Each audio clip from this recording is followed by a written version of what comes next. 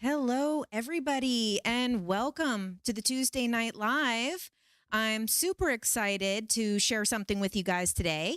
So, you might have seen in my previous lives where I was talking about I have a new workbook coming out. And don't mind that this is the artist copy that has the title through it. Oh, actually, you know what? Let me show you. Diary of Domestic Tarot. It came out today and was a surprise to me because I was waiting for Amazon to approve it.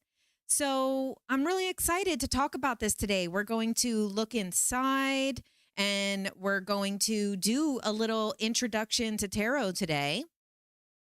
So first, I want to let you guys know the link for this workbook over here, you guys over here on TikTok. Seeing the cute cover, it goes perfectly with my MOONBOOK. So if you have my MOONBOOK, this is going to look really cute on the shelf next to it. All right. So I'm excited to talk about this. Oh, thanks, guys. Thanks, Ian. Thank you, everybody. So I'm really excited to dig into this stuff today and share with you. So this is a great tool for tarot beginners, or there's a couple of things in here that maybe someone who has been using tarot for a while might find very helpful. So first, I want to let you guys know that the premise of this book, let me see if I can do my double camera. This is my special, ta-da. Okay, second camera. So welcome to seeing inside the cover, and you guys over on TikTok, if you wanted to switch over to YouTube to see inside. So now, the first thing about tarot is there's a lot of rules. But let me tell you, the only way that you're going to get really comfortable with your deck is screw the rules, okay? It's your deck. You could do what you want with it. We're not here. And okay, I also want to give a disclaimer too. Obviously, everyone has lots of different knowledge about tarot. So I'm sure some people who are more purists are going to say, well, that's not right, and this and that. And it's like, this is your own experience. This is your own divination tool. And this is for you to connect. So I'm a believer of you got to break the rules to really learn. So some things is you kind of learn by getting your hands dirty, right? So don't be afraid. Don't be intimidated by tarot. Someone said, make it your own. Yes. So don't be intimidated by, because this is something that is like scholarly to some people. But what it does is it keeps people out. And okay, maybe that's how it used to be in the world. But where we're at today, the level of consciousness for everybody, for all of humanity. Oh, thanks, Mike, for the super chat. So basically, it's your deck. You can do what you want with it. Now, some things that are inside my domestic tarot book. All right, so we have a lot of basics, and primarily, just like my MOONBOOK, it's going to start off with resources. So let me see. Oop. Picking a card. Don't you just love my little designs here, guys? Aren't they so cute? Okay, so picking a card and shuffling the deck. There's different ways that you can shuffle, and it should be an intuitive process for you. Once again, do what you want with your deck. I know that when you see people using tarot, especially doing readings, they shuffle it all cool and you might feel intimidated. And also the cards typically are a little bit bigger than like regular playing cards. So they're not the easiest to shuffle. So get acquainted with your own deck. Have fun with your own deck. Break the rules. Do what you want. And that's really how you're going to get comfortable enough.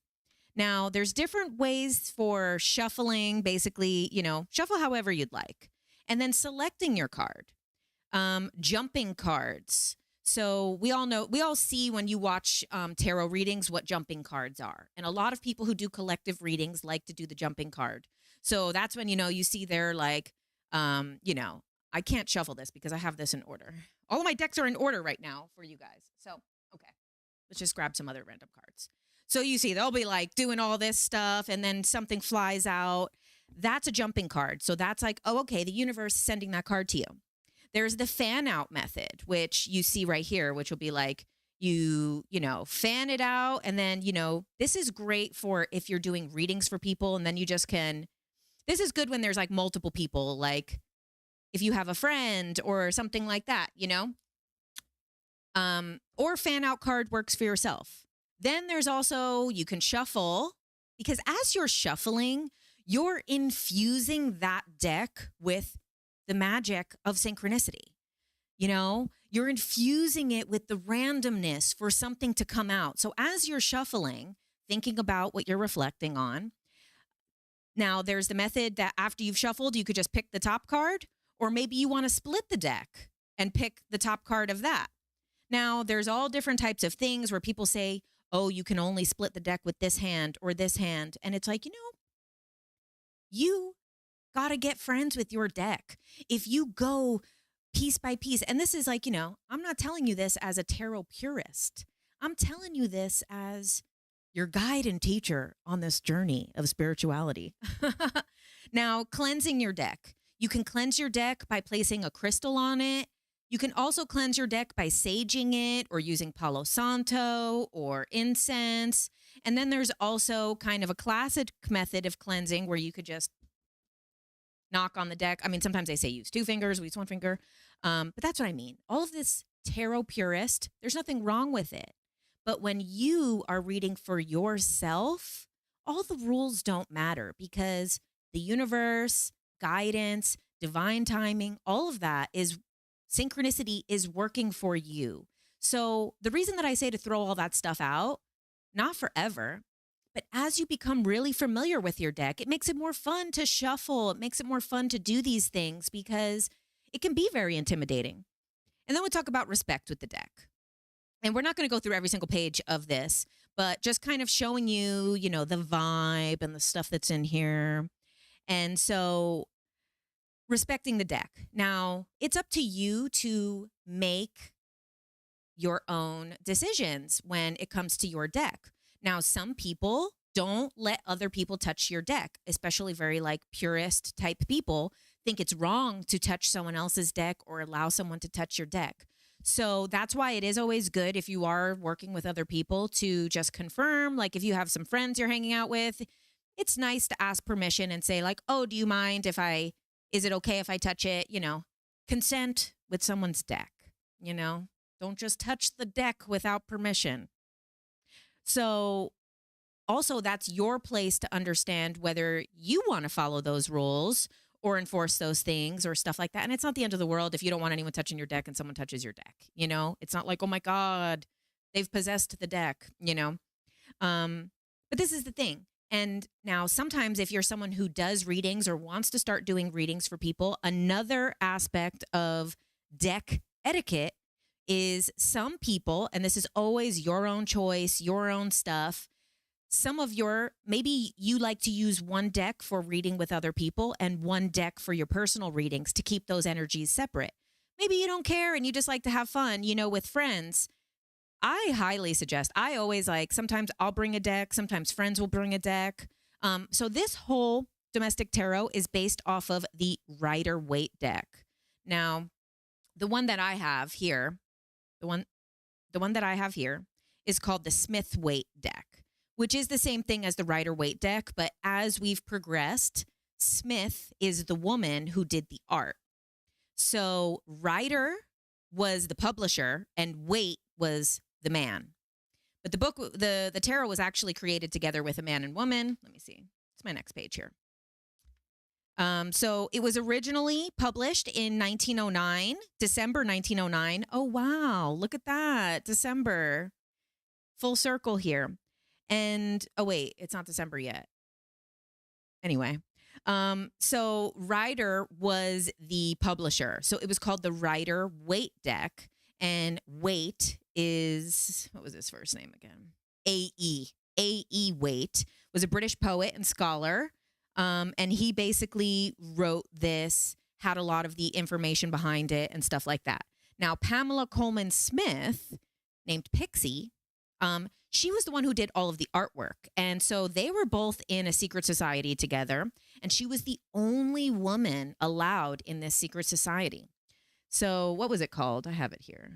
I know I wrote this, but you guys, this took a lot of stuff to put all this together. It just says a secret society. Online, you can get the name of the secret society. And she was the only woman that was allowed in this secret society. But it had always been called the Rider-Waite deck. Now, another interesting thing before we move on, we're just going to take a look in this Manly P. Hall book on tarot. Looks a little out of focus.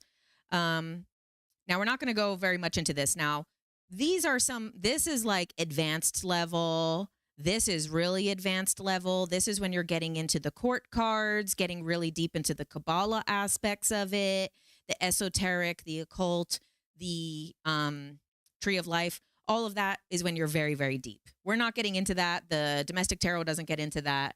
That is something, these two books are really nice resources, though, if you wanted to go in that direction. But like I said, have fun with it. And this is all about the basics. But something I wanted to show you guys from this book is, see, this is the minor arcana, how it used to look in some decks back in the day. It was like, if it was the 8 of wands, it would just have 8 wands on it. You know, if it's the 10 of wands, it would just have the 10 of wands on it. But then the tarot that we all know and love is like this, has this imagery. Now, fun fact, this card, the 3 of swords, is the only card in the deck that has no people on it. Fun fact, huh? So this whole minor arcana, which used to just be the actual, you know, the old 3 of swords right here, is literally just a 3 swords on a deck, on a card. So with that, the entire minor arcana was designed by Pamela Coleman Smith, by Pixie. And so that's why some of the more modern decks have started to call it the Smith-Waite deck instead of the Rider-Waite deck, because they want now, you know, with the world that we have evolved into, we want women to get the credit for the things that they did. But either that you get, it's the same exact imagery. So if you're looking to get a card deck yourself, which I also want to say, I'm starting my tarot series. This is actually an introduction to the series, because the series is going to be on YouTube. The series is going to be on TikTok and Instagram. It's going to be short form. We're going to be going through each card, going through some of the stuff that we talk about today. I will also do again in short form. Come back to my full screen. I will be doing that in short form. Also, as you guys know, I'm starting my Substack. Thank you to everybody who has already become a paid subscriber. I don't have any posts yet, so thank you for just supporting me with your love, because nothing is fully up yet, so I really appreciate that. But there's free subscribers and paid subscribers.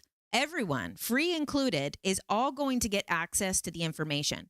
What the paid subscribers are going to get is the master classes that we do once a month. So we're going to do a monthly master class, but the free subscribers are going to be getting access to all the posts. And in that, each time we're going to be adding a new section to the series that's going to be on TikTok and Instagram. There's going to be a corresponding Substack post. So like, say we're going to do the Fool card.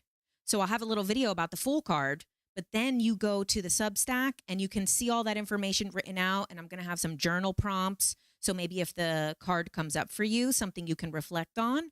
Or maybe if you're just, which one thing I want to get into, which is kind of the basis of my domestic tarot book, is the major arcana is a journey into yourself. So the 22 major arcana cards are a journey of self-discovery and a journey of archetypes of human reality, of our human nature, of our each individual hero's journey.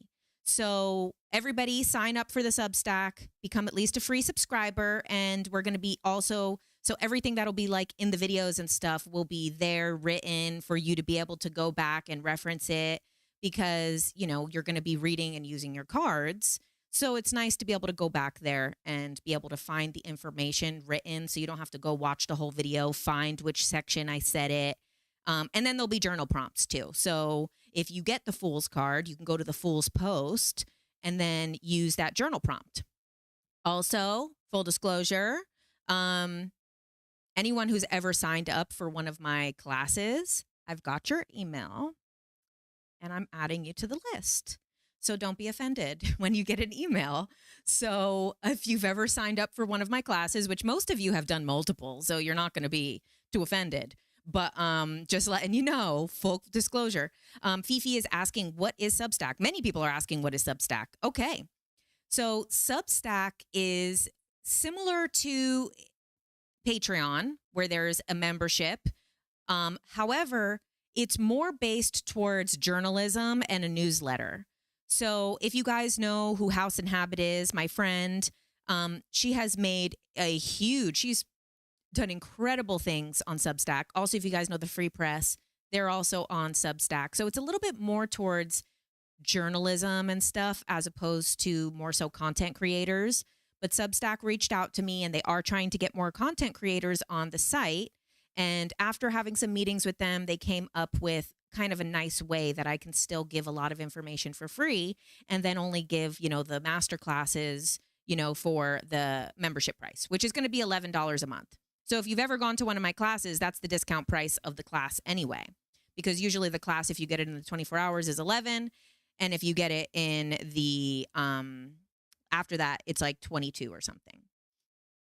So, let's begin. So yeah, Substack is nice. It's a newsletter. So basically, it'll be blog posts, but the blog can have video. They also have a podcast hosting. So I think I'm going to start exploring that over there. A couple of podcast episodes.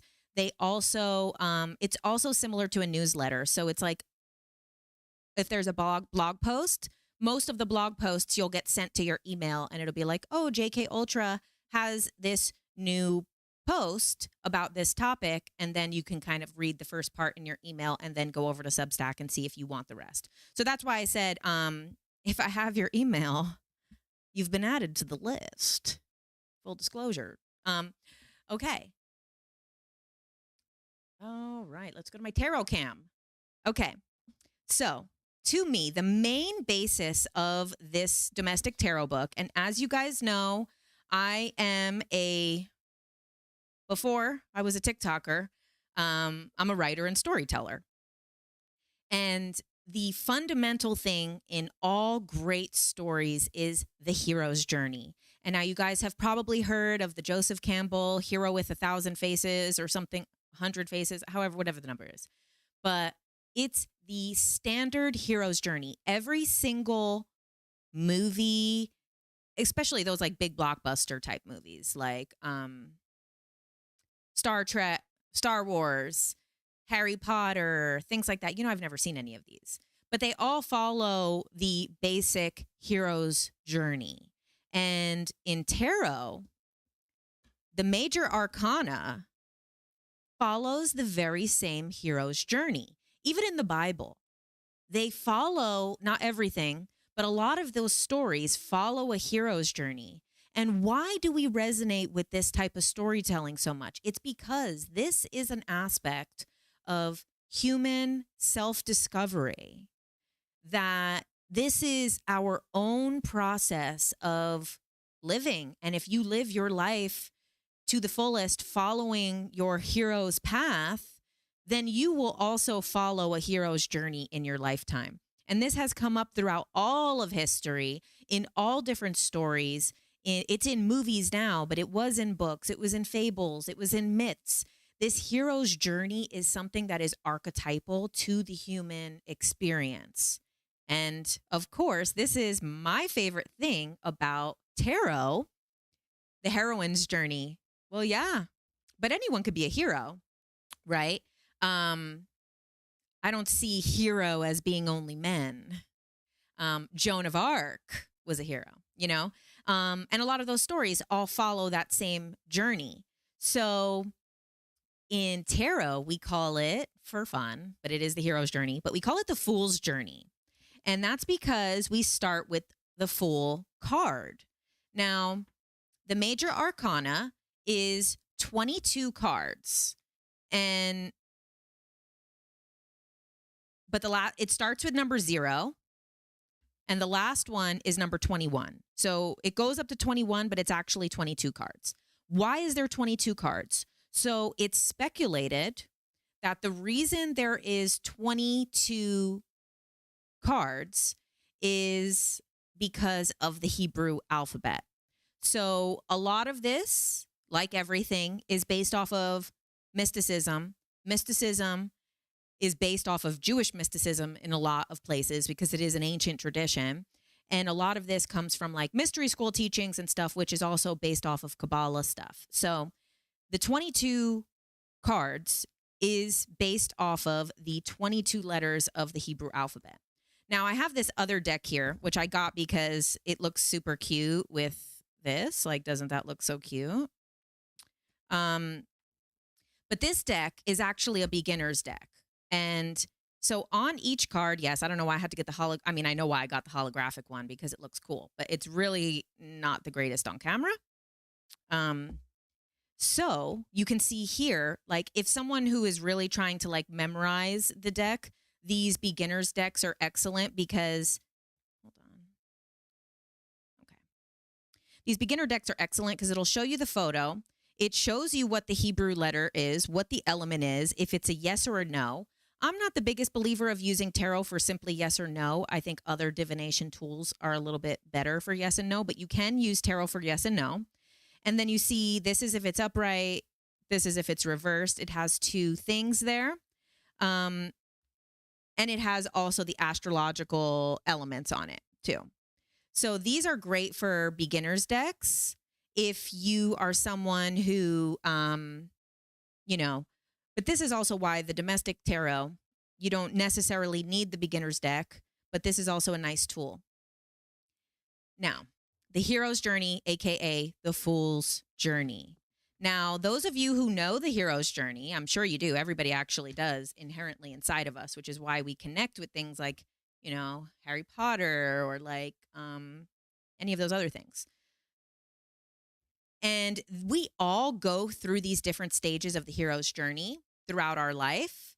And so basically so I'll show you kind of what this is. So this is the major arcana and the hero's journey. And we go through all 22 cards and we give the definition, the meaning, the reversed meaning, the numerology behind it, and the astrology behind it. So you don't necessarily need that beginner's deck because all of this stuff is in it. So any deck that you have now if you don't have a Rider-Waite or a Smith-Waite deck, that's totally fine because that's the blueprint. All the other decks, tarot decks, oracle decks are different, but all the other tarot decks are deriving from this original playbook, this original blueprint, this original skeleton. So with this, you can see in this, so we have each of the cards, but what I've done is you see these little gray areas. These are the parts of the hero's journey. So we're going to go through them. Now, every single story starts with the ordinary world. We know every single movie, like, because I haven't seen a lot of those movies, like those big blockbuster ones that everybody has seen. I'm going to use Neverending Story because it's beautiful. It's wonderful. One of my favorites. So in the beginning of that movie, without giving any spoilers, it starts off in his daily life. We see that he's a regular little boy. He lives with his dad. His mother has recently passed away. He's on his way to school. He's getting bullied. These kids are making fun of him. They're trying to hurt him. So he runs into a bookstore to protect himself. And in the bookstore, he sees what is the Neverending Story, the book of the Neverending Story. And the book looks very mystical and magical. And then an old man kind of tells him like, oh no, you don't want that. That's a very special book. Oh no, you're not advanced enough for that book. And then the boy steals it and runs and goes to school and then hides in the attic of school and goes to read the book. And then this is how the journey starts. So every story starts with the ordinary world. Every single bit of storytelling, and I challenge you guys, whatever you watch, even watch an episode of something, almost every single individual episode will follow a similar story structure. The hero's journey is the entire story, but this ordinary world is the basics of storytelling. You have to set the tone of what is ordinary. Now, maybe the world isn't ordinary. Maybe it's a sci-fi movie, and that's not ordinary to us, but it still in the beginning sets the baseline of what is the rules of the world in this setting. So the ordinary world is the Fool card. So the Fool is number 0. It's before anything even starts. And we might say that the Fool is something that no one wants to be ordinary. No one wants to be a fool. But that's where this stuff, you have to be having a more esoteric thing. So if this comes out in your reading and you're like, fool, you're like, huh, I'm a fool. Whew, that was rude. No, it actually is a very beautiful card. It means new beginnings, a fresh start, taking risks, a new journey. And now this is why it's so important to really look at the imagery of a card. So, okay, we're going to skip ahead a little bit so that we can kind of break down that card. So, okay, there's all the other steps of the hero's journey. We'll come back to them. Sorry. Now, also, every single deck, these images are unbelievably, incredibly, wonderfully dense with so much information. So you can just look at this card and start to infer things. But everything has some very heavy symbolism. So we see in this card, we see a sun. We see snow-capped mountains in the back. We see a playful dog. We see a mountaintop. We see this man who is jumping off. Like, look at how he's just carelessly walking to the edge of this mountain. Carelessly, free, not even looking down to watch his step to see. This is a fool, but also very childlike. So because this is what happens with children, right? Children don't understand the danger sometimes. And that is the beauty of seeing through a child's eyes. So then we also see that he's holding a wand. Interesting, because he's embodying one of the suits that will come up later. And a lot of the major Arcana cards are going to have little hints of the suits that come up later in the minor. So we see that he has this. And by the way, anyone watching over here on TikTok who is new, come over to YouTube because we're seeing the imagery over there because I have a second camera. Okay, so we have the wand, and then on the wand, he has like a little, baggage thing. Like, in those cartoons when kids would run away, they would run away with those little stick with the little bag on it. So what can we infer about this? This is a wand. Well, it's a wand, but it is like just a tiny little thing that he took with him. All he took with them is this little bag. And actually, I believe it's an eagle head on the bag as well, which also has symbolism. So every single thing, what is on his clothes? It's flowers. What's in his hand? A white rose. So let's look at some of the symbolism. A sun in symbolism. What does the sun symbolize? Brightness, optimism, the light within, warmth. So even without a guide, you can look at this and you're like, okay, it's the sun is there. This is brightness. Flowers. Now let's come over here and find flowers in our domestic tarot book because I'm showing you guys how we would use it. Where is flowers? Oh, here, flowers. I put them all together, but if you do want to get really deep, you can look into the different types of flowers. But in general, they mean very similar stuff. Fertility, nourishment, creative abundance, spiritual maturity, seasons of experience. So this is like when we look at the thing, now we can infer things. So obviously flowers are going to represent growth, fertility, rich soil, rich things being built. Now colors, every single color in this has meaning behind it. But our primary color, our main color on this card is yellow. So then we go, what does yellow symbolize? Clarity, bright energy, and warmth. And then we have some mountains in the back. Okay, well, let's do the dog since it's on this page. We have a dog here. What is a dog? Friends, followers, confidants. And then mountains. Where's the mountains? Mountains. Grounded nature, material world, vastness of the world, things that will be overcome, obstacles in the future. Snow-capped mountains require more mastery.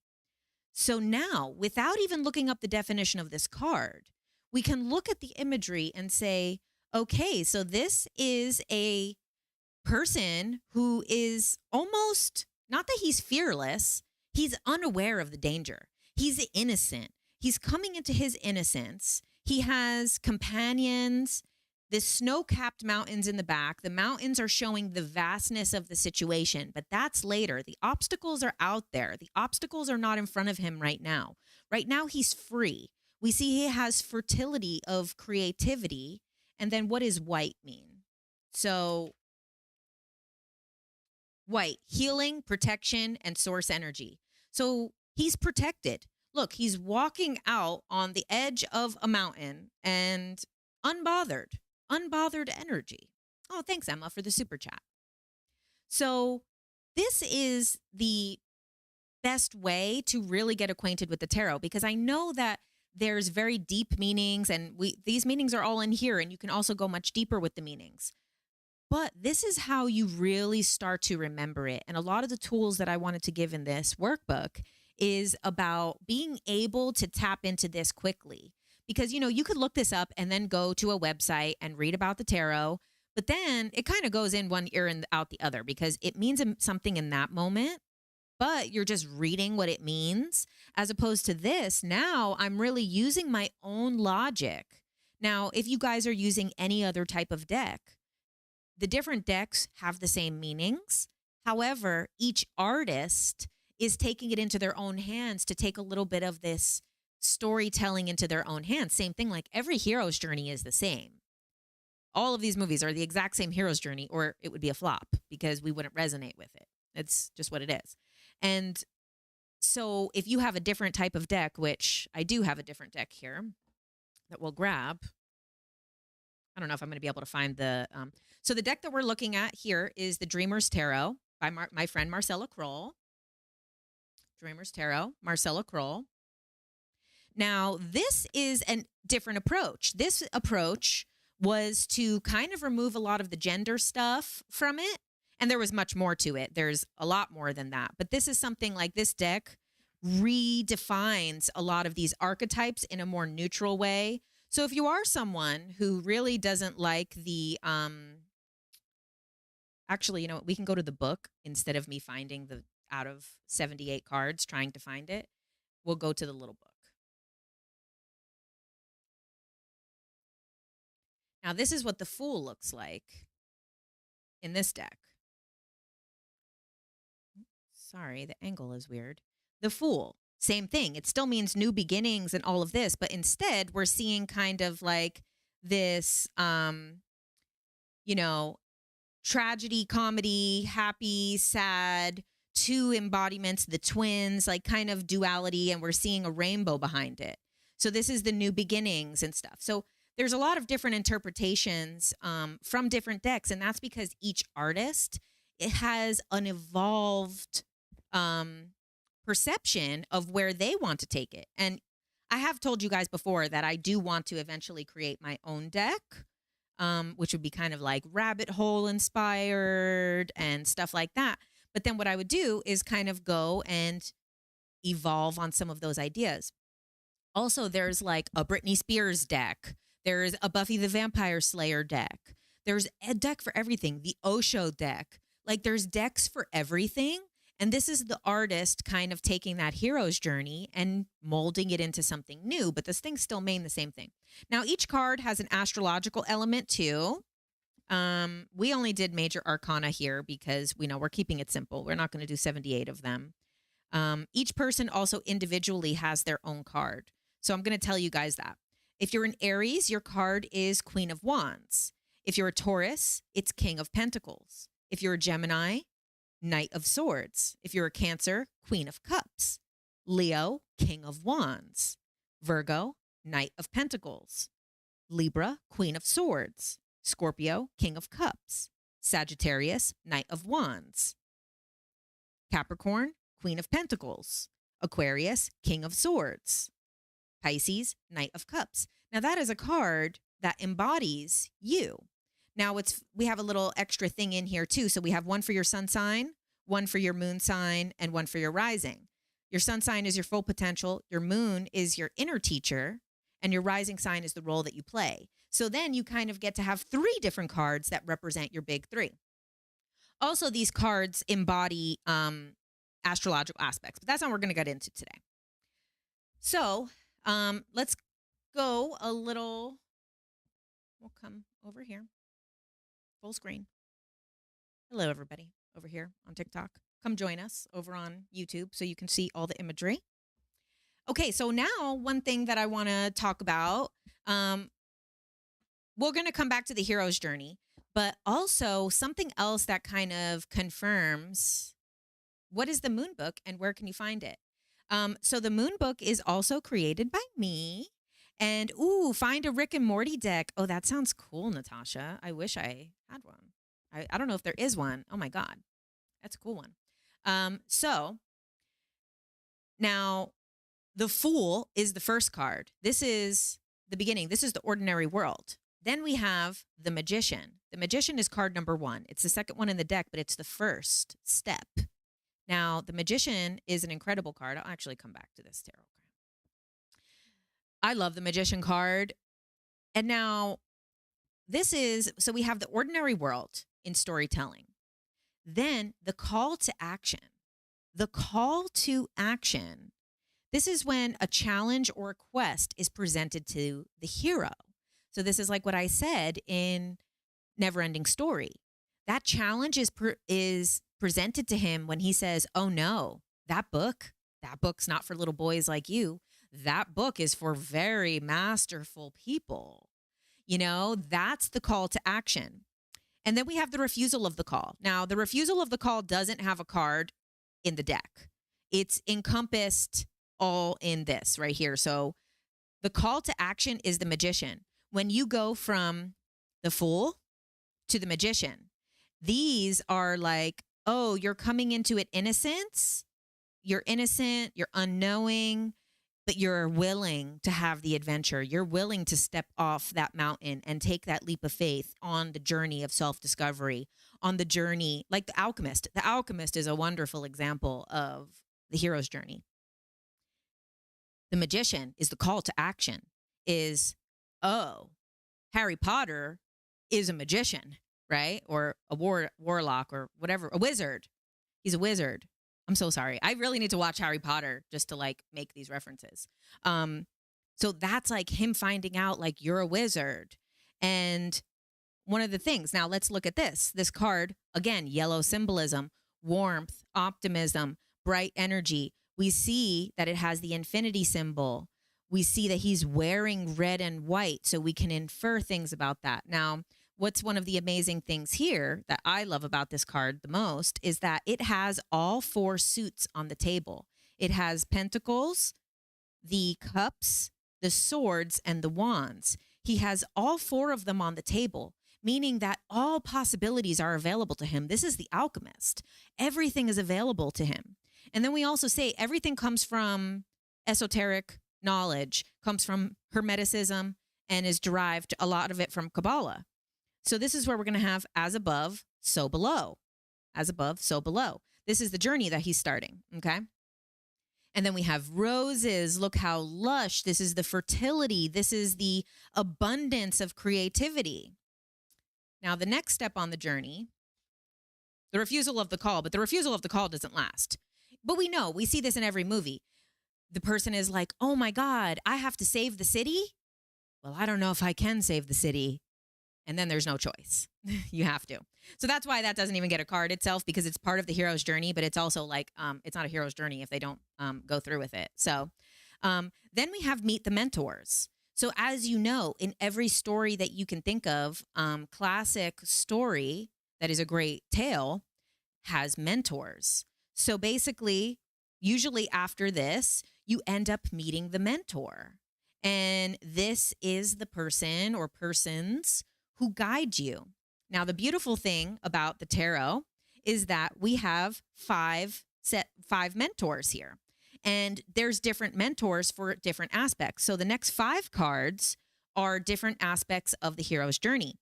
So we have the feminine embodiment of mentors with the high priestess and the empress. And then we have the masculine, which is the emperor and the hierophant. So the emperor and the empress are opposites of each other. That's obvious.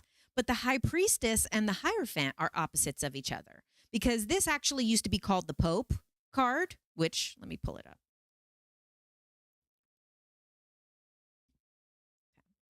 Oh, we're almost, we're running out of time. Okay. So we see this, like, now a lot of people, there's another thing, and we're going to get to that. Hopefully have time for it. The magician and the high priestess are seen as feminine and masculine with each other in some schools of thought. And I understand what they're saying, and we're going to talk about that. But in the school of thought that I believe in is that this is because the high priestess used to be called the popus in the earlier decks. Before it was a high priestess, before the Rider-Waite, the original Marseille decks, where it was called the popus, and then this was called the Pope. So it was a lot easier. But then look at this. This is like literally a mirror of each other. The two pillars, the headdress, the draping of the gown, all of this, like everything. Now, something that I really love about the High Priestess card, and we're going to go over a lot of this stuff again when I start the actual tarot series. So this is like the real introduction to tarot. One of these things that I really love about the High Priestess card, thanks for the gifts over there, guys. One of the things that I truly like is so amazing to me. So we see on her headdress, she has the phases of the moon. As we know, the moon represents emotions. It represents water, things like that, right? Because moon, Cancerian energy, Cancer, moon, ruled by the moon, ruled emotions, all of this stuff lines up. That's how every single card is so brilliantly created. Like, I don't even know how people really brought all this together, because it's incredible how brilliant. So we have the moon phases here, and we have the moon, crescent moon, below her. What is so beautiful is that we have the moon represents, the moon pulls the tides. The moon is directly connected to water. Water is the element of emotions. But look at this. Her dress turns into water. This is literally, her dress turns into water, river. Beautiful. So with this turning into water, every single time water shows up in the entire rest of the deck, there is some little embodiment of the high priestess, because she introduces the element of water into the tarot. The same way that the Fool introduces the wands, she introduces water, emotions. Now, let's look at like the more traditional stuff.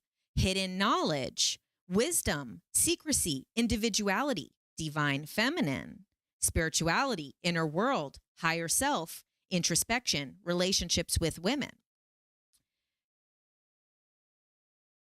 Now we have, okay, we're running out of time here. Okay. So meet the mentors. You get to the feminine, the masculine mentors. And then after you can go through that, then you have the union. The lovers is the feminine and masculine in perfect balance with each other. Where's my lovers card? They are in perfect balance with each other, feminine and masculine together. That is the last of the mentors. So 2 feminine, 2 masculine, and 1 embodying both. And like I said, my friend Marcella Kroll's deck, the Dreamers Tarot, this reinvents a lot of that because each artist, each person that creates a deck has this beauty of recreating it. So for her, it's the oracle and the creator, the architect and the ancestor. And then for the lovers, it's the twins. So if you prefer something that is a little bit more neutral, that's an option for you. And it's a great deck to work with. Now we have crossing the threshold, and we know this aspect of the hero's journey. So after they meet the mentor, you know, I haven't seen Harry Potter, but I'm sure I could infer based off of this. He finds out he's a wizard, and then someone starts teaching him the ways of wizardry, right? And then he has to start now crossing a threshold. Something happens where he needs to now voyage into the unknown. So this is when the hero has now committed to the journey. This is the Chariot card. And as we can see right here in the card, he's being pulled forward by two sphinxes. He is confident in moving forward. We see the castles in the back, and all of these things are in the symbolism part. So we go to the symbolism and things that are in the back. Where is castles? Castles, an ideal of achievement, wealth, security, and authority. So when you embark on this next step of the hero's journey, you're leaving the security behind you, but he's confident. He's not afraid. And this too, this same duality, these same angel wings. We see a lot of things repeating throughout the decks, and they mirror each other. A lot of cards mirror each other. Now, one thing I want to talk about before we get into, I already dirtied the back of it. Well, your book is going to get a little messed up. My moon book looks like crap after all this time. So one thing that I want to show you guys, where's my cards? Okay. So we have the Fool. We have the Fool, which is the first card of the deck. Now we're going to jump all the way to the end. The World. Okay. This is the first card. This is the last card. And then, whoops. 1, 2, 3, and the last card. Okay. So we start this journey as a fool. Everyone starts their hero's journey as a fool. This is jumping in, leaping into your future. Oh, thanks, Emma, for the super chat. So the first card, and then now this is the last card of the deck. These are the only two dancers. So we start this journey with someone who's leaping and dancing off, and then we end this journey with, so we start with the masculine and we end with the feminine dancing in her full embodiment. So we see that he's about to leap off of the thing. She now is just floating in the air with all of her achievements. So when you go through this whole entire hero's journey, the last is this completion of the whole cycle. This represents the completion of the whole entire cycle. And what we see here, and we're going to be quick because I want to get into some of the other stuff that's in the book. We see he starts with one wand unknowingly. He doesn't even know basically that's a wand with how innocent he is. But we look at after you've completed the hero's journey, the fool's journey, she's free. She's free again. The freeness of the beginning of the journey mirrors the freeness of the end of the journey. Now, along the way, there's a lot of crazy stuff that happens. You know, we got the Hermit card. We got all types of crazy stuff. We've got the Death card. We've got the Devil card. We've got all this stuff, you know? And through the whole entire journey, you come back to freedom again, and true freedom, not freedom with you're only a step away from danger. This is the true, and from one wand to two wands. She's holding the two wands, and it's in perfect balance. Now, this too is like, we start with the Fool, and then the Fool is the innocence, and it splits into the feminine and masculine. So this is where a lot of people will talk about how they portray it as the magician and the high priestess are feminine, masculine of each other.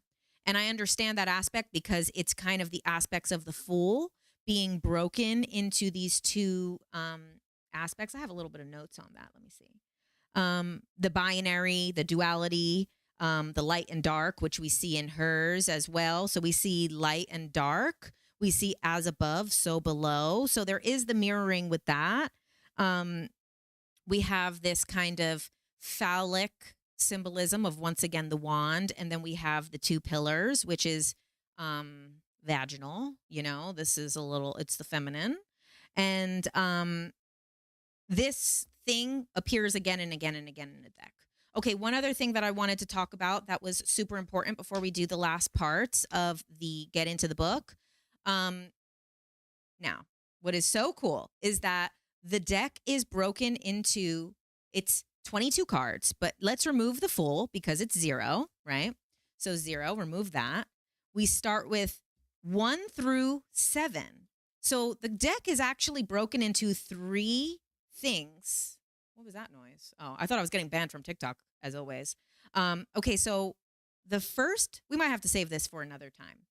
But let's look. There's 3. It's broken into 3 sections. So the first 7, the second 7, and the third 7. But look at these just as an example, because there's 3 aspects. The first 7 cards are your conscious mind, the 3D world, love, authority, education, the basics of human life, human journey. Our next 7 cards are the subconscious mind. This is self-awareness. This is death and rebirth. This is angels. This is egos. This is all of this. And then the last 3, which then ends with the world card, which is my favorite card. I have a lot of favorite cards, but that's like one that is my personal, I feel like the world card is the phases of my life. But those last 7 are the super conscious mind. So this is, you go from the conscious mind to the subconscious to the super conscious, where you're really brought into your full wisdom beyond the ego, beyond all of this, where it goes into the full confrontation of the self, of the true freedom down to oneness once again. But now in these different things where we see this again, the devil card mirrors the magician. As above, so below. As above, so below. But this is kind of the beginning of the journey, and this is like a low point of the journey. Now, we have a lot of cards that mirror each other here.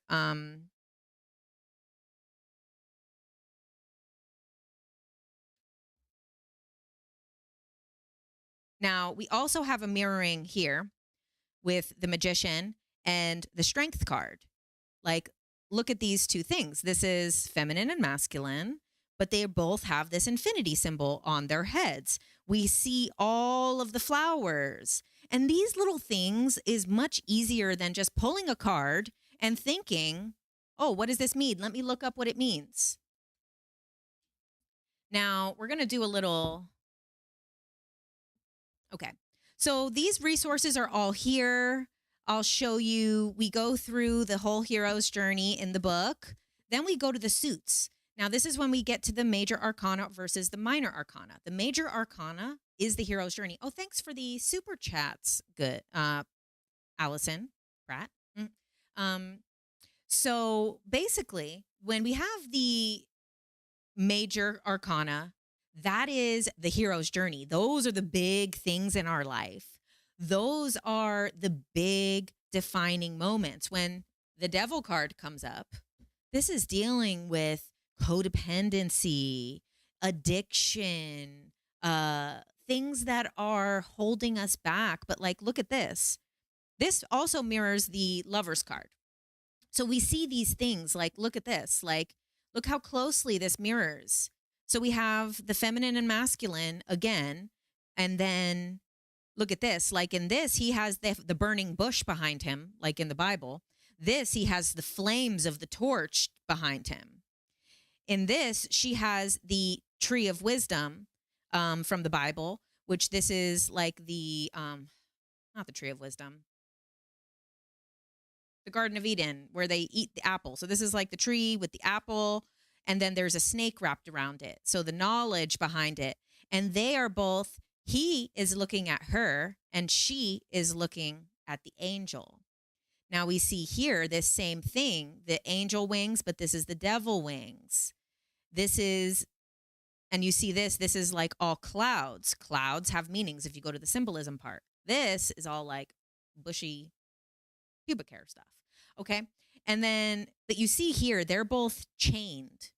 They're locked in chains. However, the chains are not tight. They are there by their own choosing. They could easily take the chains off. That's why this represents things like addiction, codependency. Not to say that those things are easy to break, but that it is not something that is an outside force. It is something that can be removed. And now the devil card is always a warning. The devil card is nothing to be afraid of. The devil card is a warning because what comes next. So as you go through your own hero's journey, different aspects of your life, you could be at different parts of the journey. Like maybe with your career, you could be at a tower card moment. So you're kind of at that devil moment of like, this job isn't really good for me. It kind of feels like it's killing me, but I'll stay. I'm obligated. I don't want to screw over my boss, this and that. This is like devil card energy. But if you don't listen to that intuition and you don't make those changes and shake those chains off, this is just an example, then the next card is the tower card. And this is like, oh shit, everything's breaking down because we have the lightning hits the tower, the crown falls off, and then we have, again, see now this two people, kind of once again representing the two people, now are falling from this high place to potentially their downfall, death, or whatever. The next would be the star card. So after you have a tower card moment, after you have your lowest low, then you kind of have this amazing moment of kind of fertility and stuff again. And now of this abundance being able to come into your place. So these major arcana cards are major life moments. But when we talk about the minor arcana, which let me just grab one, like I said before, this is the minor arcana. This is the only card in the deck, the Three of Swords, that doesn't have anyone. Look at the Three of Cups. Sorry, it's out of focus. This is rejoicing. Like, look at this. This is a celebration. Let's look at another, just ones that I have available right now within reach. The Six of Cups. I really love this card. And this is why not everybody does. Not everybody has this connection to this card. I find this card just so incredibly beautiful because there's just this like beautiful connection between them. And this is why it's important to really look at the imagery and kind of create a story around the imagery that helps you to understand what this card could mean. Now, okay. So we have the four suits as we saw in our magician card. Now, each suit represents something. It represents one of the four elements. Shocker, right? It represents, okay, so the pentacles represent the physical world. The cups, the emotional world. Okay, what do you fill a cup with? Water, liquid, emotions. That comes back to the water element. You know, the pentacles is the element of earth. It's the physical, earth. That's why when you really get these kind of simple breakdowns. Now, let's say, for example, the cups. You keep getting cups in a reading. What does the cups mean? You look and you're like, okay, this represents water. This represents emotions. These are the water signs. Also, if you guys didn't know, playing cards could be used as tarot cards. So hearts.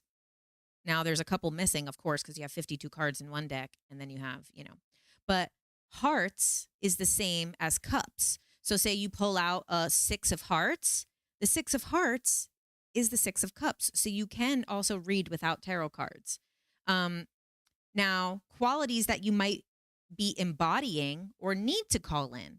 So if cups are coming up for you, either you are embodying or need to embody love, happiness, celebration, partnerships, commitment, emotions, fantasy, surrealism, artistic exploration, creativity, nurturing others, relationships, romance, impressions, imagination, compassion.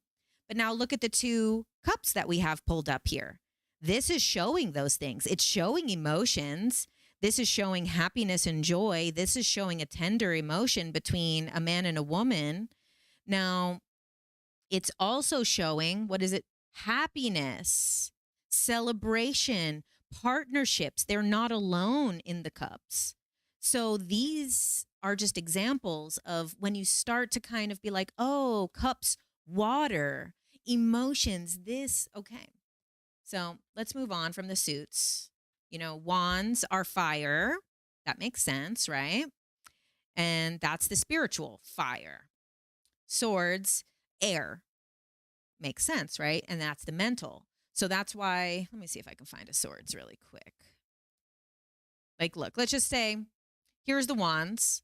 So when we're talking about fire, we know what the element of fire represents. Charisma, energy, self-confidence, vitality, enthusiasm, leadership, entrepreneurial. I'm tongue twisted. So you see that when these come up, when these wand cards come up, you see that fire. You see the fire in his face. I'm telling you, every single card is beyond freaking beautifully complex and amazing. And that's why don't be afraid of people who are experts at this stuff, because everybody has also their own interpretations of the card. Why can't I find a sword? Okay. Swords. This is the 10 of swords here. What do we see here? This is messed up. This is betrayal. This is getting stabbed in the back, right? So just from looking at it without having the definition, this is representing things. We're seeing that the colors are mostly black. The black is taking over the yellow and the blue. We see the red, which is actually not blood. It's he's being shrouded. There's covering. So let's see. That represents air and the mental. It's also spades if you ever want to use playing cards because maybe you don't have a deck. So this is representing intellect, logic, reason, clarity, balance, verbal dexterity, which I was struggling with, courage, struggle, truth-seeking, areas of life that this represents, conversations rather than actions, disagreements, separations. What do I do if swords, what does it mean when swords keep coming up in my readings? It could mean that you're overwhelmed by intellectual matters, or maybe there's intense studying or legal matters or public relationships. What if swords are not coming up in my readings? Maybe there's a lack of objectivity, or maybe there's a lack of reason or logic, or maybe you're getting lost in imagination. Okay. Now, each number, as you know, you guys all know the basics of numerology. Each number represents something. So what is this? 10, numerology, 10, completion. This represents a completion in an area of life. Let's get a 5. 5, the 5's in the deck. So these things that we look at this card, what is this? He looks sad. He looks defeated. All of his cups are poured out. As we remember, the cups represent emotions. We're seeing a lot of emotion in this card. We actually see the water of emotions. This is the high priestess also coming in. So these are all knocked over. Look, this is like a little building castle thing, but it looks horrible and sad in the back. This guy. So what does 5 represent? Conflict. So when 5s come up, it's conflict. Look, I have another 10 here. 10 is completion. Look at this. This guy's flying high. Everything's darn great. He's got 10 cups. What else do I have here available? That is not a court card. We're not talking court cards today, friend. Court card. Okay, like let's say this one. 7. The 7 of swords. We know that swords is our mental state. The element of air. Air is the mental. So we come here. What does 7 represent? Obstacles. Look at this. He's stealing, or looks like he's stealing. Look, the way that he's walking is like, oh, I'm going to take 5 of these swords because no one's watching. There's like a little bizarre thing going on there. Oh, we've already exceeded the hour. Well, we'll just keep going. So, see, there's like a little marketplace bazaar type thing in the back. And he's looking back like, oh, do they see me? And tiptoeing away with the stolen goods. 7 is obstacles. That's why when you really get to know these fundamentals and these basics, it teaches you to be able to then uh, embrace this, you know? Now, there is also, see, this is yellow in the background. We know that the yellow represents some type of clarity and brightness. Now, there is all of these individual too. So let's use this just as an example. So even though I have this just here for you guys that want to like polish up on your own interpretations, I also have the standard interpretations here as well, because it's always nice to be able to check your work and make sure that it is good. So let's go here to 7. 7, and then we have swords, and then we can come down to what this means. So upright. Now, if you don't want to read reversals, when you're just learning, maybe you don't want to do reversals as you're building your skills. If you want to, there's nothing wrong. It's a personal decision if you want to read reversals or not. Some people don't. Sometimes people read reversals for other people, but then for themselves, they don't read reversals. Whatever you feel is right for you. So if this were to come up, also, if you're just starting, you might just want to say, I'm not going to read reversals until I have a better understanding of these cards, or you just jump right in and just go with it, because both of them are here in the book. Now, what does 7 represent? 7 of Swords. We know 7 represents obstacles, and we know that this is mental in a way.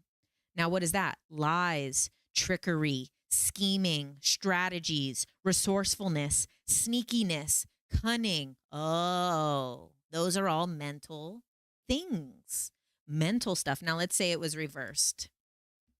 Now, reversed, if you're just reading it for yourself, can kind of read it as the opposite, but there is another meaning for reverse.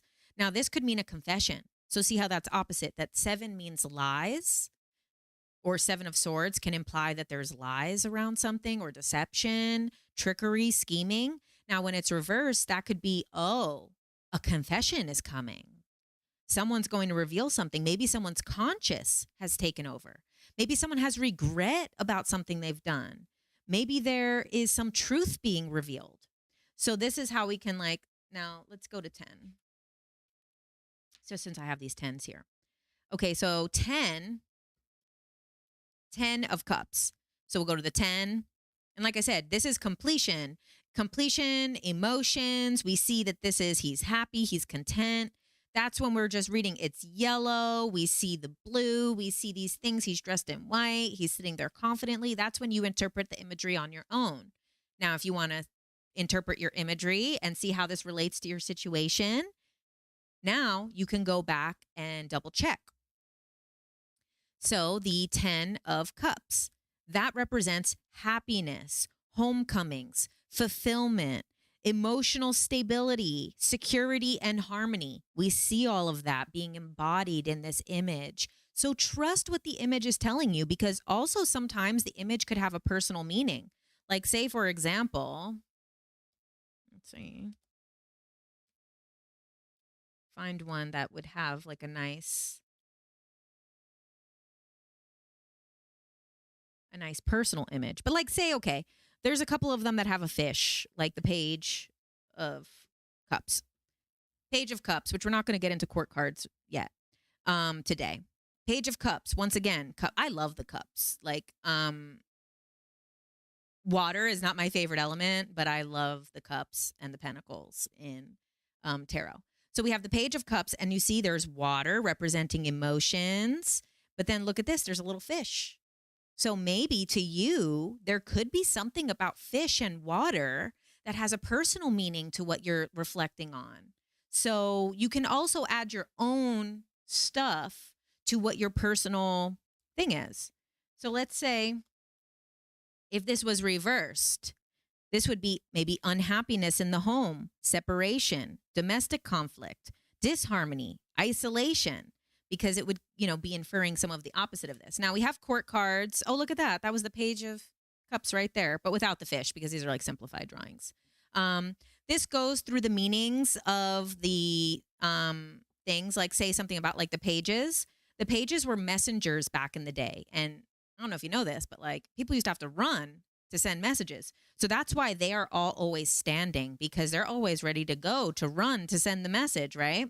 Now we have knights, and like I said, the court card stuff, if you really want to get advanced, this is for your more advanced levels, is getting into stuff like that. But read them at their base level first for their base meaning. Like, let's say the knights, they're charging. All of the knights are charging on a horse. Here, I have another one here. Look at that. They're always charging. They're always in movement, mounted on horses, going towards the journey. And king and queen. So basically, you can reference the basic meanings. Like, let's just say the king of, what was that? Swords? Yeah, king of swords. It's assertive, direct, impatient. But then we know that the swords is mental. So this is also intellectual connection. This is focus. This is perfectionism. This is being brave and daring. This is being ambitious mentally. We see these things in the card. And like I said, go and look back. Look at the cloud meaning. Look at the meaning of blue in the symbolism section. So these things, now, when you get a little bit more advanced, sometimes these represent people. And that's where you can go to some of the astrology stuff that I told you guys about. Where's that? How like these different ones represent different court cards. Now, where is the Knight of Swords? Knight of Swords, Gemini energy. Now, this could be you embodying this. This could be a man in your life, or this could be a Gemini in your life. Or maybe it's embodying Gemini energy, So that's where things get more complex, but like just the basics of what we're going over is more than enough to be able to really have these in your life. Now, okay. Yes, the link is on the top of the chat. Also, the link to get the domestic tarot is in the description.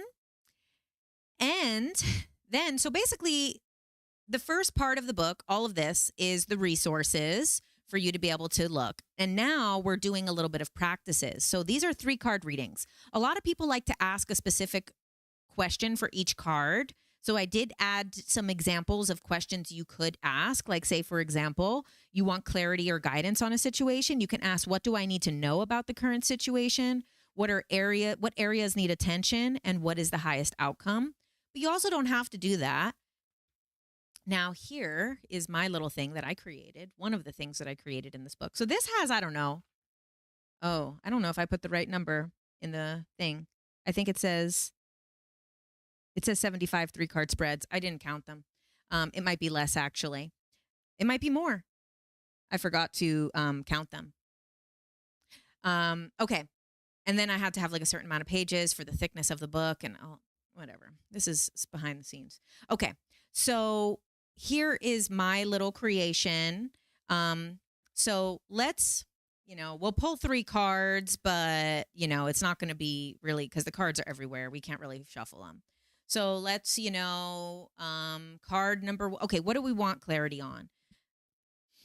When did you start doing tarot? I don't really would consider myself even doing it. I've just, I'm a researcher. I love it. I use it as a tool.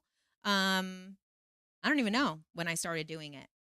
I mean, if you guys watch the Apocalypse series, when I almost had a meltdown with the Nostradamus end of the world stuff with the tarot. So I really don't know what was I don't know when I started. And it's also not something that it's just always kind of been in the background. So it's hard to answer that question. Okay, so I'm going to show you how this is. So there's, I don't know how many of these, X amount of these. They're all the same prompt. And this is for you to polish up your skills. So what we're going to start with is reflect on your situation, then state your intention. I am seeking clarity, inspiration, or advice on. Now, let's do one. We'll do one. I'll do the one in the back because the book is brand new, so the spine needs to be broken in a little bit. Okay, I have a pen. All right. We're going to this is going to be a demo thing. So let's say, I know that was crazy with the Hierophant. I know. Here he is right here. Oh, wait, no, that's not him. Where is he? Anyway, okay, let's pull 3 cards on a situation. What are we seeking clarity, inspiration on? How about the finishing out the year? I'm seeking clarity on finishing 2023. Okay, nothing too intense because all the cards are flipped over. So this isn't like we're giving, like I said, when you're shuffling, you're adding the randomness to a situation. So we don't really have the randomness of it. So, okay, I'm going to move these around. Okay, here we go. 1, 2. Let's go over in here. 3. Okay. So what did we get? We got the 8 of Cups. Ooh, the 8 of Cups, the 8 of Swords, and the Sun. Okay, so what we would do, we have, and then in this little section, it might be a little hard to read because I can't really zoom this in. It says card, upright or reversed, meaning, symbolism, numerology, and astrology. So the card is the 8 of Cups. It was upright. We'll circle that. What is the meaning? Okay, so we can go and look at the meaning, but let's take a moment to interpret this. And you know what? I think this might be long for us to do all 3. So I'm going to just do the 1, but we will look at the 3, but I'm not going to write them all in for this. Okay, so we have, what is the meaning? Let's take a look and take a moment. So we have what looks like the sun and the moon. Okay. We have mountains. We have a man walking away from all of this stuff. He has 8 cups here, and he's walking away from all of this. And these are emotions, but like low water. But then this here is on the ground. So it's like these are very stable. The way that they are. Yeah, it is 8. And this is all very stable, and he's walking away from it. So we can look for it, but let's say we wanted to be inferring. So let's say from the suits, we have cups. We know that this is emotions.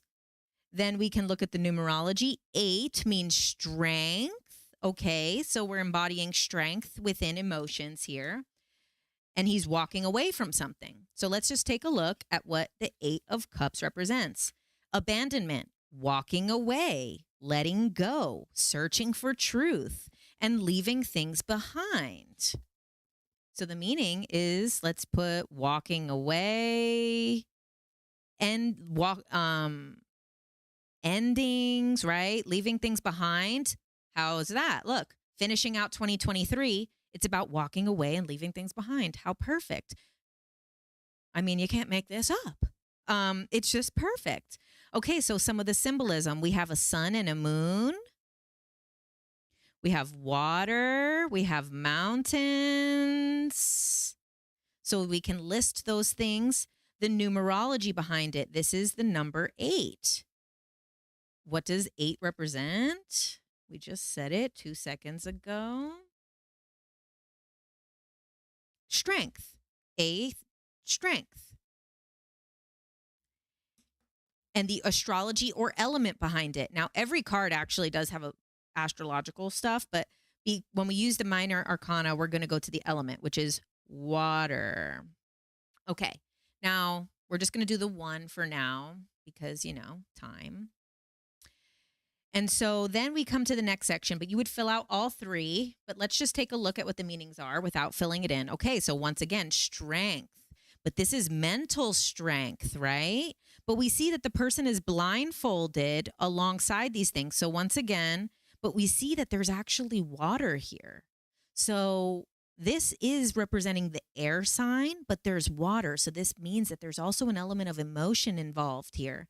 And then we see there's a castle far in the back. So remember, the castle was security. It was stability, but it's far away. But then also the person is blindfolded. So we have the strength, mental strength. We also have a little bit of emotion coming in. So let's take a look at what the Eight of Swords represents. Feeling trapped, feeling restricted, or see now, trapped, restricted, victimized, paralyzed, helpless, powerless, imprisonment. But we see this little bit of water implies to us as domestic tarot readers, it implies to us that it's feeling trapped. Are you actually trapped? You might be, but you might also just be feeling trapped. But then this is also mental. You know, the swords is the mental. So you might mentally feel trapped, you know? So this is now, how does that have to work with our finishing out 2023? Okay. And then the sun, which the sun is beautiful. My other favorite card. The world is one. The sun is the other. I love them both. It's a little naked, happy baby. And he's on a white horse. The beautiful sun, which represents warmth, clarity, giving of life. We have sunflowers. Sunflowers are happy. We have this beautiful, which we see this a lot. We see these like red drapings. We see this all the time. But let's go to our major arcana and find our sun, which is towards the end. It is the third to the last. It represents happiness, success, optimism, vitality, joy, completion, confidence, truth, enthusiasm, your inner child. Some of the symbolism is the sun, the flowers, the horse. This is the 19th card. So 19 in numerology, we do have the little cheat sheet here, which says it's about expansion and progress. And clearly, astrologically, it represents the sun. So, you know, you would fill those in there. But then now this next little section, is it major or minor?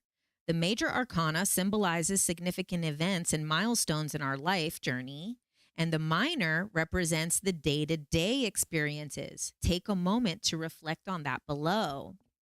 So look at this. This is, you guys are going to be so good at this because look now. And this is the thing.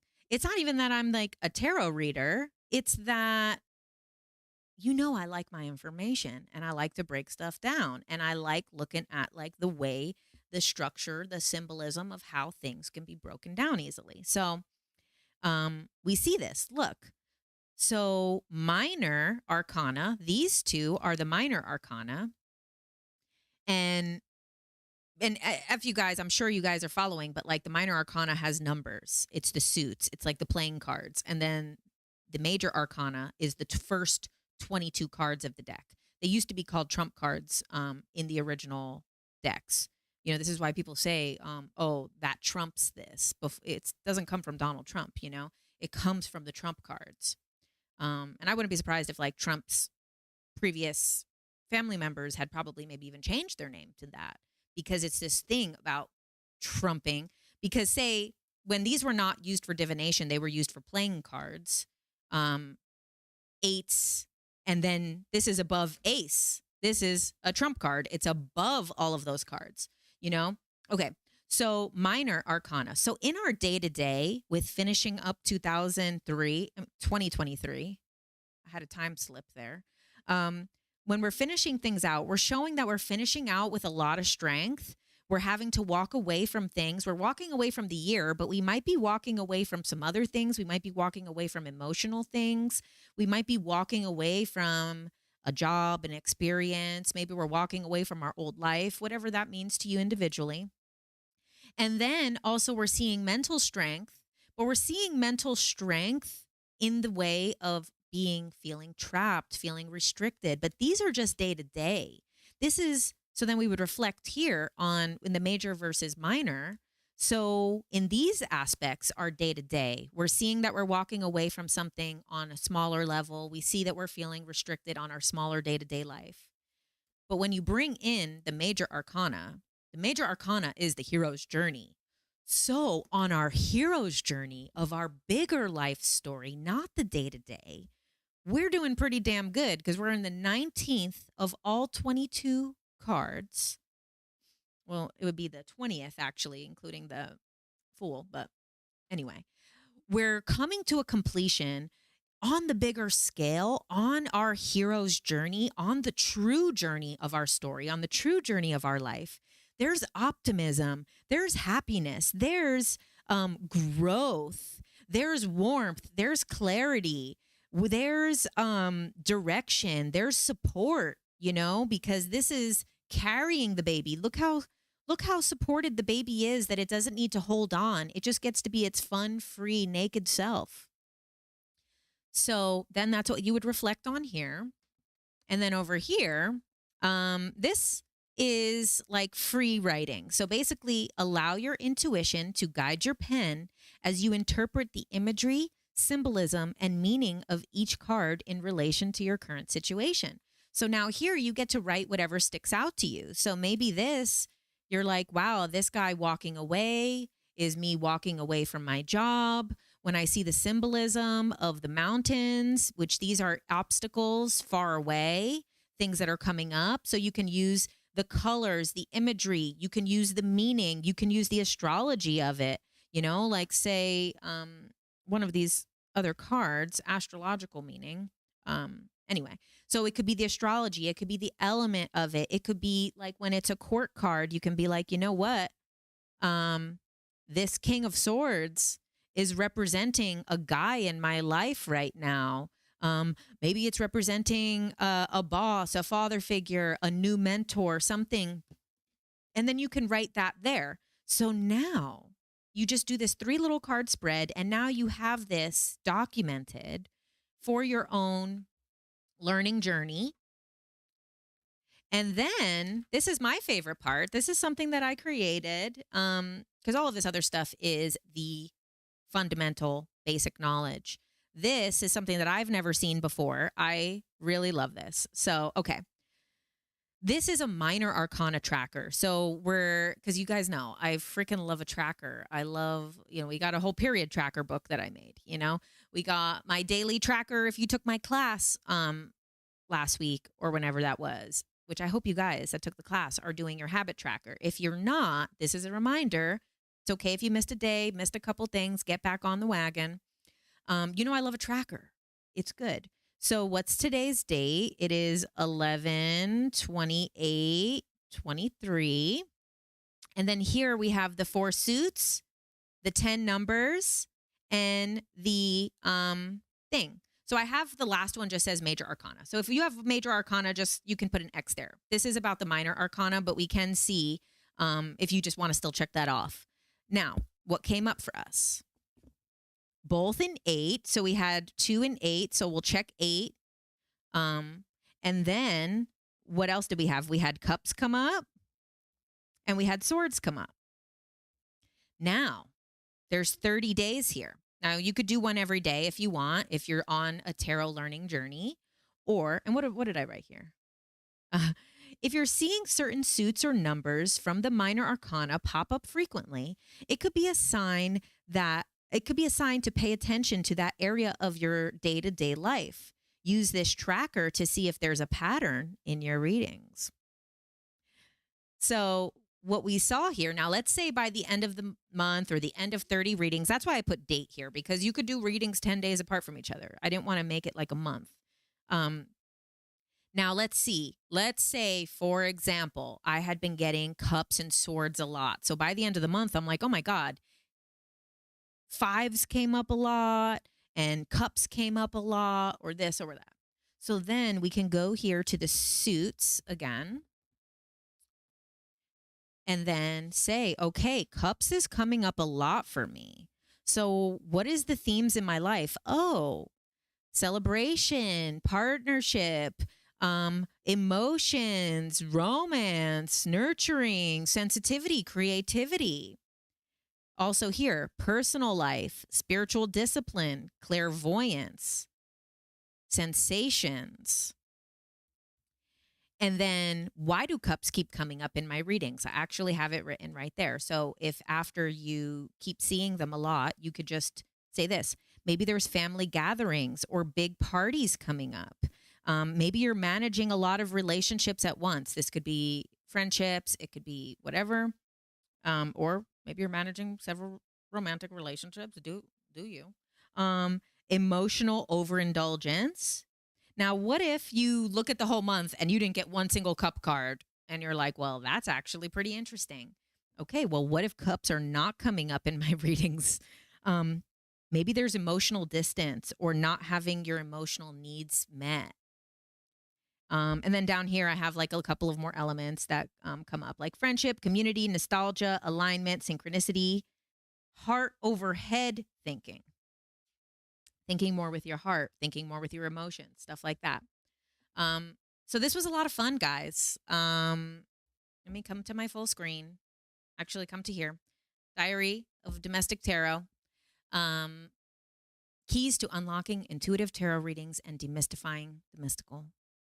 I hope that you guys enjoyed this. This was a lot of fun for me, actually. This is the introduction to my tarot series. A lot of this stuff we're going to be going over in bits and pieces, but I wanted to make this available for everybody who is looking to get one of the books, was looking to see what was in it, or maybe you're just kind of on YouTube, you came passing along and wanted to have this introduction. But see, this was like, you guys know, I love kind of breaking everything down to the simple. And this is demystifying the mystical. This is breaking it down to the level where have fun. Don't worry about the rules.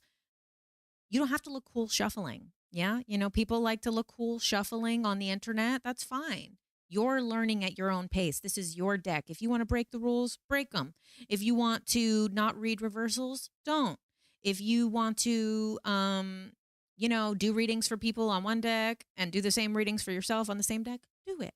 It's all fine. And this is how you become so comfortable. Now, the last thing I'll say is when you really start to look at the imagery and build it yourself, you might start to get an emotional connection or a memory, remembering the planets, right? What is it? I probably can, because you remember these things, like my dear Aunt Sally something, right? Is that how it goes? My dear Aunt Sally. Oh, no, my something. All right. Maybe you don't always remember them from childhood. But these things, sometimes we create a little story around something to remember it. So when we see something like the Fool's card, you might be like, oh, fool, you're a fool. Don't insult me. But once you really start to look and you see, like, this is actually so beautiful. This is a person going on a journey. You know, the dog is there, leaving their friend and companion behind to take a leap. This bright adventure, there is obstacles on the way for them. But then we also know that the end of the journey is it's a mess here. I can't find the world card, but we see that the full hero's journey. So you start to develop an emotional connection to a lot of these stories where now you're like, oh, I see the story here. I see that this man is walking away and he's walking towards the mountains, and the mountains have obstacles, and he's leaving the emotional stability and security, because look how these are stacked, but they're secure. He's leaving this secure emotional state on stable land and walking through trenches of water and puddles and rockiness and walking towards obstacles.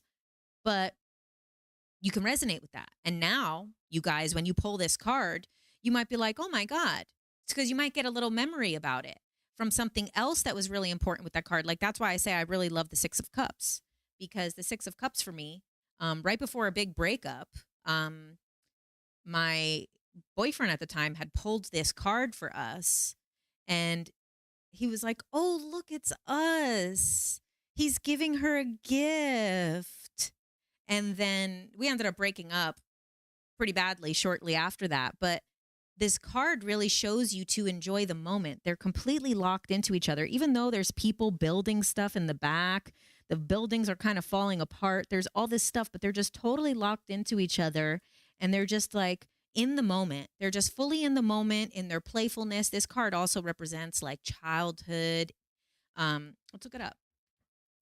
But to me, now I have an emotional connection to this card where it was like, wow, really enjoying the moment was important. The tarot was telling us to like be in the moment right now because this shit's about to go down.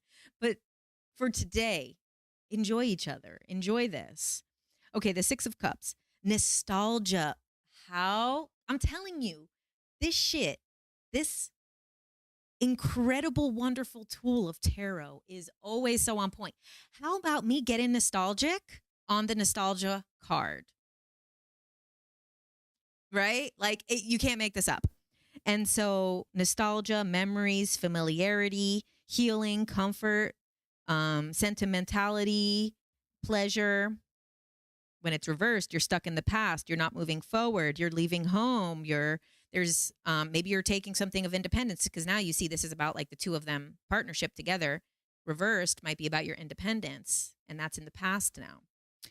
But like I said, don't get too fixed on reversals when you're learning, because now you get like an emotional thing to these cards. Like for you, maybe in the future, you're going to have the Eight of Cups pop up and you're going to be like, oh, I know what this card means because that Tuesday Night Live with JK Ultra, when we were leaving 2023 in the past, I know exactly what this card means. And then you get these emotional connections to the cards and you're able to then start interpreting your reading into, oh, my dear Aunt Sally is for math.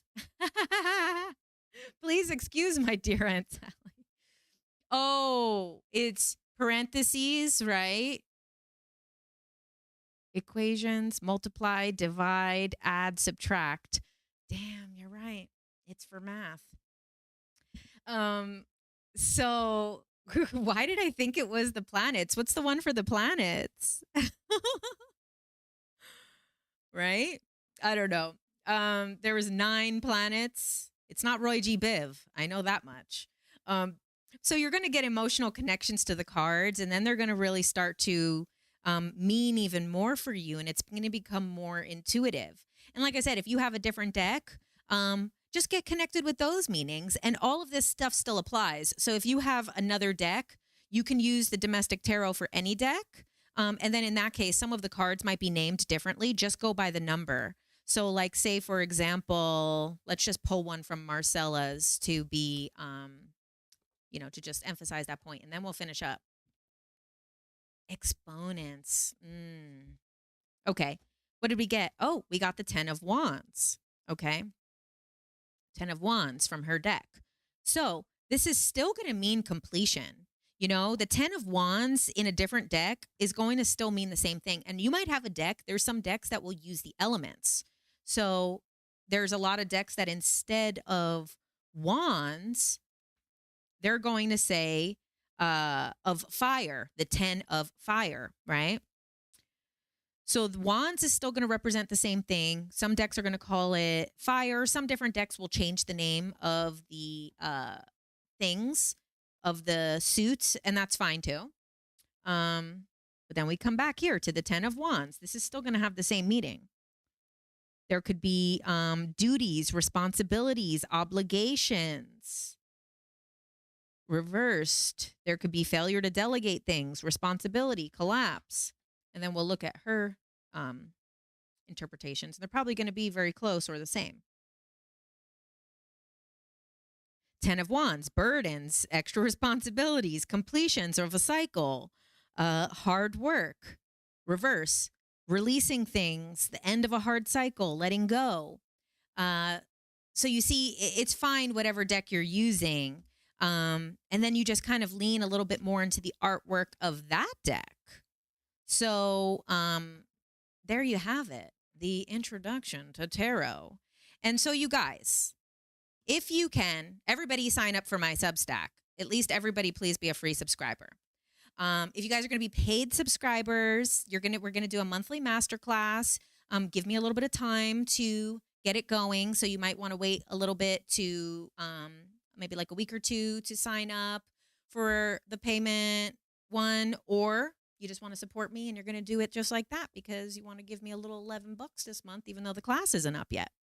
And honestly, guys, just being real with you, people, what I just taught you would literally charge you $200, $300, $400 to learn this.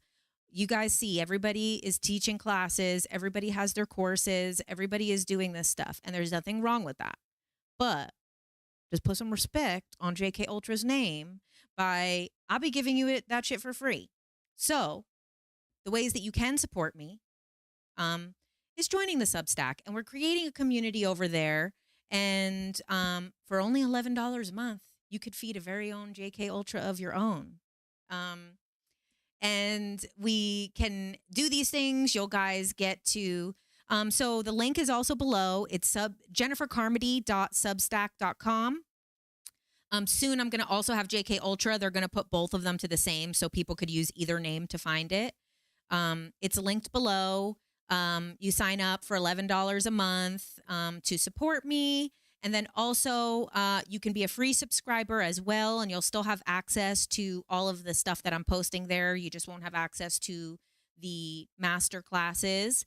And also the paid subscribers are going to be able to vote for what they want the master class to be. So we could do a master class or a deep dive. I'm still kind of getting everything figured out. And Substack is going to, thank God, I'm so grateful that like actually the people at Substack offered to help me with all of this because, you know, I have so much on my plate. So I'm grateful to the universe for bringing the opportunity for also like the people who work at the company to literally help me set it up because I just have so much going on. And every day there's just more to learn and there's only so much space inside this head. So I'm glad that I at least have that support. I'm grateful for all of you guys. So if you can support me over there. Also, just even as a free subscriber that's still supporting me, that's still building the community. There's also like you can comment. So like you can start discussions with each other, ask questions. So it kind of like for every post we'll have that. And there is going to be like, I'll have to figure out there's a chat option as well. But then also whenever we have a class, everybody can kind of still stay in touch and say like, oh, how is this working out for you? Have you practiced this? Has anyone else done this? Is this coming up for anyone? So I'll be able to answer questions in one place, but then also you guys can stay in contact with each other over there. Oh, thank you. Looking forward to signing up and learning as well as supporting you. Thank you so much, guys. You guys are so amazing. Thank you for everything. And also, like I said, you know, I'll be giving the cow and the milk away for free. So, but I do want to be able to have a place where people can support me and support my work and my research and be able to build this into something greater. And so that then I can afford to leave Hollywood where I can't afford to live. But I can't afford to leave. That's the problem too. So thank you, everybody. Love you guys. I appreciate you so much. And the tarot series is going to be starting this week on Instagram and all of that.